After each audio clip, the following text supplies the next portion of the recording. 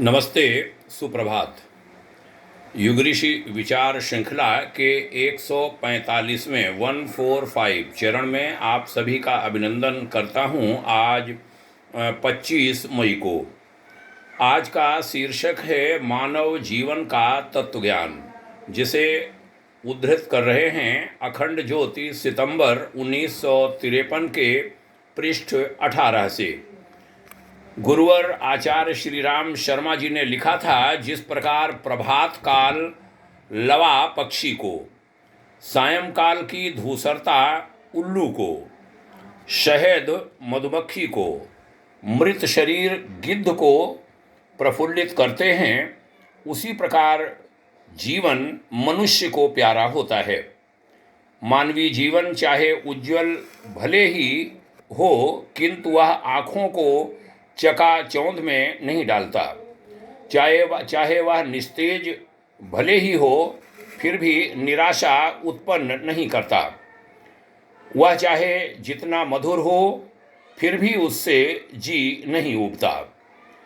चाहे सड़कर वह बिगड़ गया हो, फिर भी छोड़ा नहीं जाता।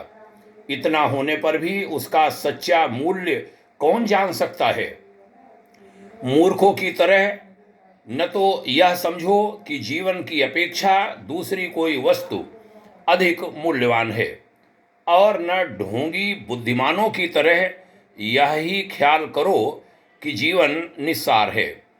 केवल अपने स्वार्थ ही के लिए उस पर आसक्त न हो, बल्कि उससे होने वाले दूसरों के हित का भी ध्यान रखो, तभी मानव जीवन की सार्थकता है। सोना देने पर भी जीवन नहीं खरीदा जा सकता, और न ढेर के ढेर हीरे खर्च करने पर गया हुआ समय फिर वापस प्राप्त हो सकता है। इसलिए प्रत्येक क्षण को सद्गुण संपादन करने में ही लगाना बुद्धिमानों का काम है।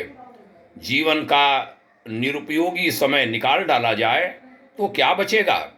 बाल्यावस्था, बुढ़ापा, सोने का समय, बेकार बैठने का समय और बीमारी के दिन यदि जीवन के संपूर्ण दिनों में से निकाल दिए जाएं, तो कितने दिन शेष रह जाते हैं। बड़ी ही महत्वपूर्ण बात है यह। हर मनुष्य को इस पर चिंतन करना चाहिए। दुर्भाग्य यह होता है कि व्यक्ति जीवन के बारे में सोचता नहीं। जीवन, यह जो काया है, शरीर है, इसी को ही मानता रहता है।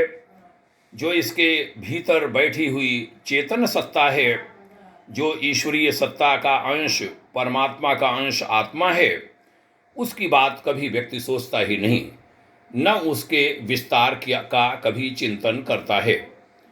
आइए, कोरोना के संक्रमण काल के दौरान जो समय मिल रहा है, पता नहीं कब कौन चल दे। बहुत सारी खबरें आ रही हैं।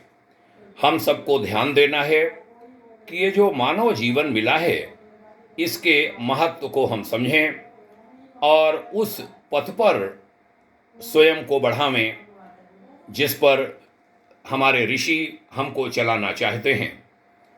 आपने यहाँ तक ध्यान से सुना, आभारी हूँ। यह श्रेष्ठ विचार लोगों तक पहुँचें, उसमें आपके हाथ लगें, ऐसी भी इच्छा रखता हूँ। धन्यवाद, शुभकामनाएं। ओम शांति।